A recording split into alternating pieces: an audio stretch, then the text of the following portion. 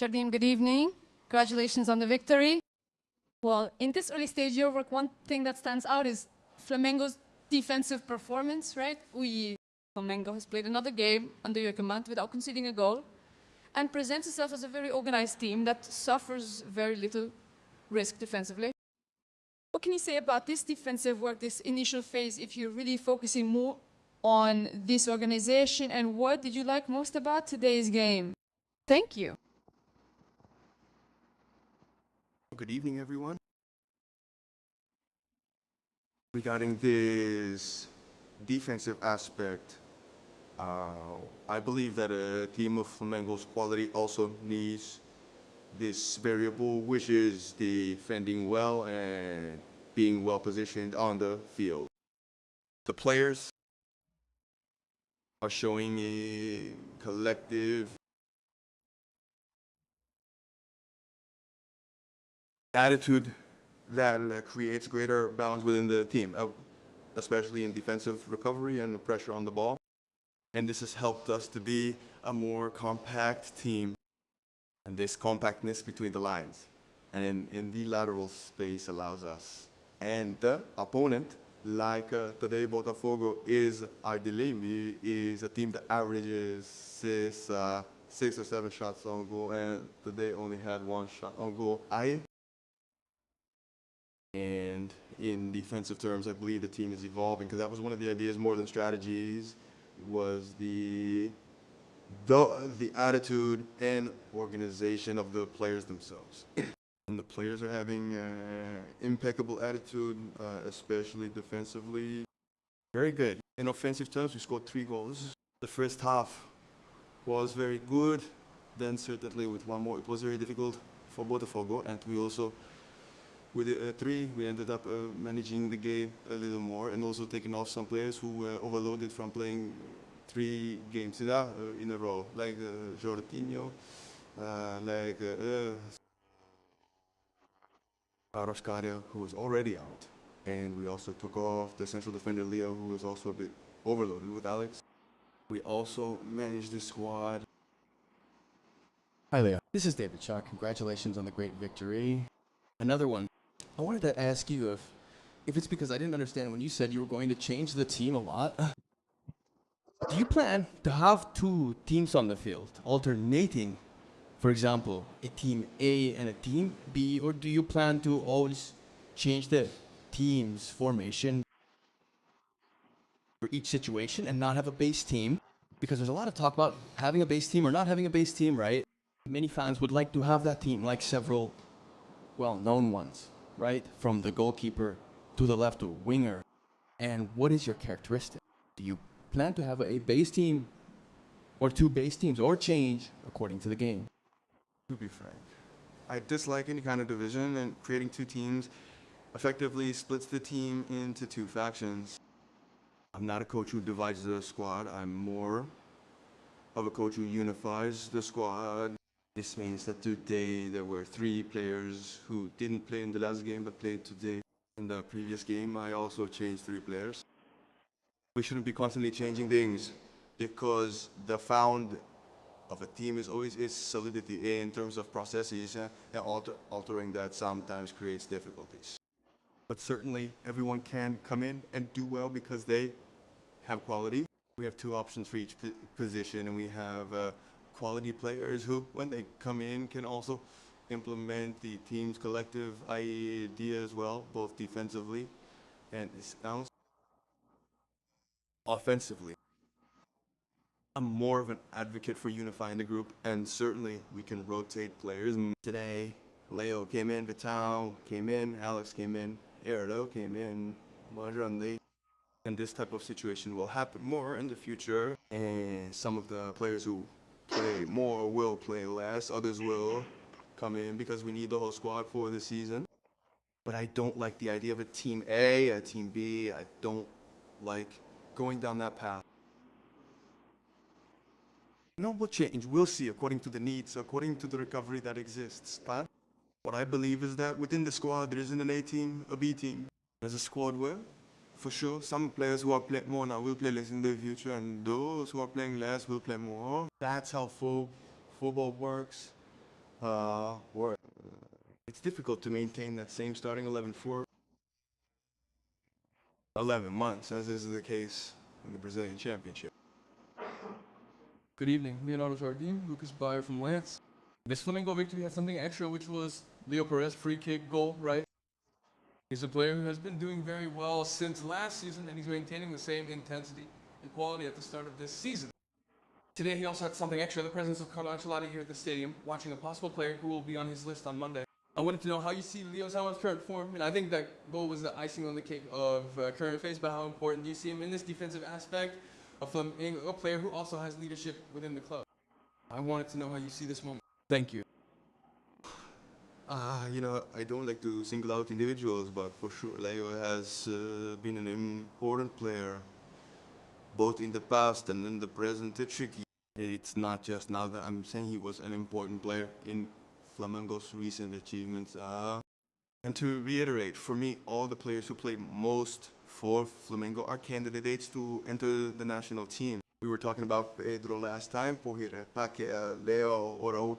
All these high-level players who play most have a place in the Brazil national team, just as others have a place in Colombia, Ecuador, Chile, Uruguay, and all the other national teams. Jardim. Rafael Dela here, TV Globo. Yes, I know you weren't here earlier, but Flamengo's record against Botafogo here at Nilson Santos Stadium is very good, almost perfect, right? 12 games, 11 wins, including today's victory. And there's always a need to adapt to a different pitch, right? Flamengo plays its games on natural grass at the Maracanã and adapts to the synthetic turf and always manages to face Botafogo well here, at least recently, right? Why do you think Flamengo is having so much success against one of its great rivals here in Rio, at the opponent's home ground? Thank you. Surely I can't be here doing an analysis of games that I haven't watched, right? But a priori, it must be due to the quality that Flamengo has shown in recent years compared to Botafogo. But I can tell you that this game, besides being a classic and an important game, we had a handicap. In 7 days, we played 3 games, while the opponent played their Libertadores game in those days. This was simply their second game, and our physical load and player fatigue were greater. Certainly not. I would have liked to have played only tomorrow to have another day of recovery, since the Remo game is only on Thursday, but it wasn't possible, and we had to play these 3 games, and they weren't just any 3 games. It was a Fla-Flu derby, it was Cruzeiro, which is also a team of great quality in the championship, and another classic. But thankfully, everything went well, and we achieved our objectives. Yeah, Jardim. Good evening. Marcos Martino from the ECRN channel. I wanted to ask you about the importance of objectivity and verticality in your game model. In the last match against Cruzeiro, it was striking Flamengo who won the game with about 44% possession. Those of you at Flamengo are usually accustomed to having around 70%. And people like to label things. So we see some fans saying, oh, if you don't have less than 50% possession, it's a reactive team. So I wanted to ask you about the importance of verticality in your playing system and how much you like to optimize possession of the ball quickly and effectively to get towards the opponent's goal. Concerning ball possession, honestly, I'm not a coach who particularly admires a style of play where possession is unproductive, where the team simply passes the ball back and forth in their own half, leaving the opposition unchallenged in their defensive positions. I think that possession of the ball always has a goal, the goal of creating space or creating a superiority in relation to the opponent. Certainly, when the opponents press less, we have more possession, but when they press more, it also open up more space, and we want to take advantage of that. And that's the style of play we're starting to implement within the team. We're not a transition team because we've made few movements beyond 30 meters, but it's certainly important to always associate a collective game where one player comes to receive the ball at the feet, another player makes a small run to create dynamics that make it more difficult for the opponent to defend, because if everyone comes to receive the ball at the feet, it's always more difficult. And that's one of the offensive ideas we've been working on, which is to recover the ball and look forward in the first phase, not recover the ball, and maybe have a passing option, but play it back. That's an idea we've been developing. And also this alternation of spaces, looking for spaces behind the defense, looking for spaces between the lines, having this alternation in searching for spaces, not just playing between the lines, no maze. One receives between the lines, the other can create difficulties because the lines are always more difficult for the defense. Once go to receive the ball at their feet and others go behind, it's always much more difficult. Jardim, all good. Good evening. Gabriel Orfan, Paparazzo Rubro Negro channel. Jardim, you're off to a great start at Flamengo, right? 3 games with 2 wins and a draw, but with the victory on penalties. I wanted to know, and we can already see an evolution in your team on the field, but how do you analyze this start at Flamengo? Let's say, or how far is your team from the ideal you planned for? Is it 50%, 60%, 70%, whatever? And when do you expect to be at the 100% at the ideal you planned for the Flamengo team? Thank you. Regarding the performance, which was in these 3 games, we were at 100%, but in life and in football, we cannot limit our growth, or we have to believe that we are capable of evolving daily, both as a team, also as a team, and individually and as a coach. I am 51 years old and I learn many things every day. Well, my old man also says the same thing at 88. He says he's still Slumiglachi. So I think we have to have this openness even when it's Flamengo, that there are always corrections, there are evolutions, and I think the players are very receptive to that, to evolving, because human beings in Khala movements can't stagnate, and in sports we can't stagnate either. Jardim, good evening. Rodrigo Ramos, RN.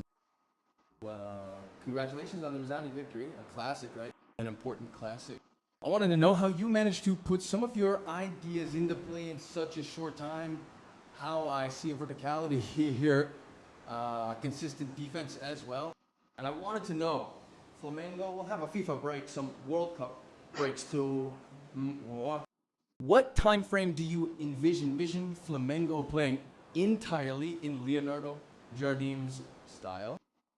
Well, first of all, it's certain that the ideas that the players put into practice are assimilated more quickly because the players have quality and intelligence, and that helps the coach when we pass on information and ideas, and they are able to internalize them quickly. Therefore, this is not the coach's merit, it's more the player's merit.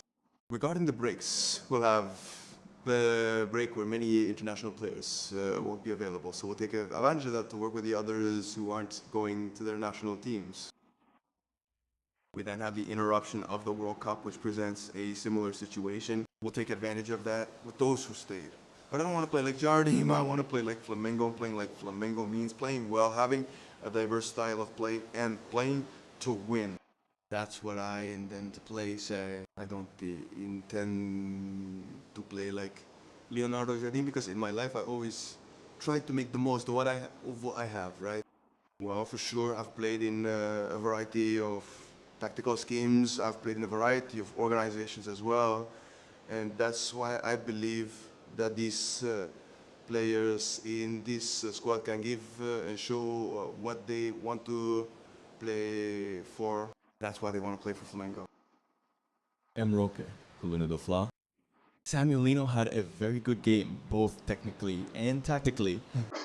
He had 65 actions with the ball and stood out a lot defensively as well. In the final third of the field, he was fortunate enough to score a goal. And I wanted you to tell the fans what the importance of Samuel Lino is, both tactically and technically, in your game plan. Samuel Lino, who is a player who has been questioned a lot by the fans, and today had a great game in what, in the view of many, is Flamengo's best game in recent times, right? What is the importance of Samuel Lino for you in your game plan? No, Samuelino is a player who has a very high technical and physical capacity. He has the capability to make efforts in both directions, both offensively and defensively. And we have strategic balances. He's an important player, as he was in the last game against Cruzeiro, which also underlines that these are players. I asked for a little more sacrifice from us, but we also have 5 or 6 forwards. If some don't play, others will in to fill those gaps, to allow the team to be better defensively, but also to have great offensive quality. Samuelino is a player I observed when he first arrived here and certainly made a significant impact. I remember last year, then he had a dip. I believe it's not just him. All the players who are less well, I'd like to see them recover because and Flamengo need everyone to be in good shape. But it's certainly impossible to always be at your best because in football that's impossible. But surely they are all motivated. They are all working hard to get back to their best condition. And Lino at this moment is a player who has shown, as I've already told you, a very strong collective attitude in terms of what we've been asking for. In the first game, he started. In the second game, he came on and provided the assist for Carrasco. In this game, he ended up scoring a goal deservedly because he even had more than one opportunity to do so. And that's why I'm satisfied with him, and I'm satisfied with the others as well. Jardim, still following up on that last question, CD, Paramarin from Lille.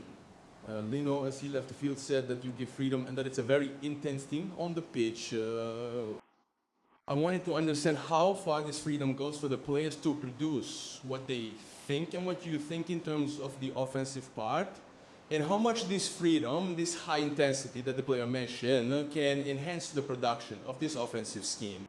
Thank you. No. The players are the ones who play, right?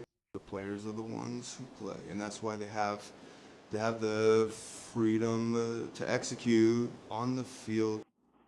And it's not the coach who plays, right? That's why I believe in this freedom, give the players the freedom to play, but of course we have to comply with the house rules. But at those, the house rules that we stipulate, as long they comply with the house rules, then they have the freedom, both offensively and in terms of decision making, to look for spaces. If the space is inside, we can use it inside. If it's outside, if it's behind, we have this diversity. The important thing in the end is that they have this freedom, but when we don't have the ball, we also have the duty to be united within our strategy so that we can recover the ball again to play. Jardim here, Bruno Medeiros from this vlog. Good evening. When we talk a little about Flamengo's defense, right? Flamengo has 4 very high-level defenders, but that starting duo last year was Leo Ortiz and Leo Pereira, which worked very well. And this year, both of them started out quite inconsistent, but especially Leo Ortiz, who even lost his starting spot in the Recopa final. I wanted your analysis of this start to your work with him. What are you seeing from Leo Ortiz? Do you think he has improved in these 3 games, from the first game in charge until now? Thank you. I said this in the first game. My choice to use this defensive line of Alex Ortiz, Pereira, and Varela, even after making some changes. Varela already played 1 game, Royal played another, is to take advantage of a piece of what was already a winning structure that existed in the past. But certainly, we want Danilo, we want Vito to play, we want Royal to play, and we have to be competent and open up opportunities for them to play, as Royal did in the last game against Cruzeiro and played very well. That's that. Well, and these are the solutions we have, and we have to ensure that those who are playing are doing well, but that those who are on the sidelines are a valid option. And I think that at this moment, we have valid options to play in all positions on the field. Here, good evening. Jardim, until March 27th, there's an internal transfer window open where you can sign players who play in Brazilian football or who are outside of Brazil without a contract. Did you signal to Flamengo a request for any reinforcements or even release any player who is in the squad if any team in Brazil wants to sign them? Thank you. Honestly, our squad isn't very large. We have, at the moment, 21 outfield players. But Bruno Henrique is on the sidelines, and Saul makes 23, yeah, for the wear and tear we have. We don't have a very large squad. We have the squad, I think, a great number, because we also have some young players in the under minus 20s who will help us when they return from the Libertadores Cup that they are currently playing in. Well, the transfer market in football is open to all teams. Deals happen. Sometimes they don't. That's why whenever there are transfer windows, there are sometimes some movements like the ones involving Vital and Paqueta. And certainly with a team like Flamengo that needs to always have an extremely competitive squad, it's open to improving the squad. And I personally am also open to it if it's to improve the squad. If it means losing players from this squad, it's better to keep the ones we have. Patrick from the Sports Newspaper. And my question is about Carrasco. In the 3 games you're in charge, he played on the right. You, in fact, you came on against Cruzeiro also on the right wing. And I wanted to know from you, do you see Carrasco as a winger? Because when he was signed, it was as if he were the ideal backup for Arrascaeta. So many fans waited for him in these 6 years at Flamengo. I want to know from you if you expect Carrasco more as a winger or as a midfielder. Thank you. No, Carrasco by origin is an attacking midfielder. He's an attacking midfielder. And he's a player who can combine well the movements between the lines and often the cutting runs. As you say here in Brazil, behind the opposing defense, he allows Jasu, yeah. And he does that in the right midfield, the central zone, or the left midfield. Certainly, when he's further out, the importance of a fullback supporting the attack is clear, because if the fullback stays fixed, then he makes those movements. We become, as they say, crippled in the corridor. Yeah. But he is a very interesting player with very good technical quality, whom I personally like and believe in a lot. Thank you all.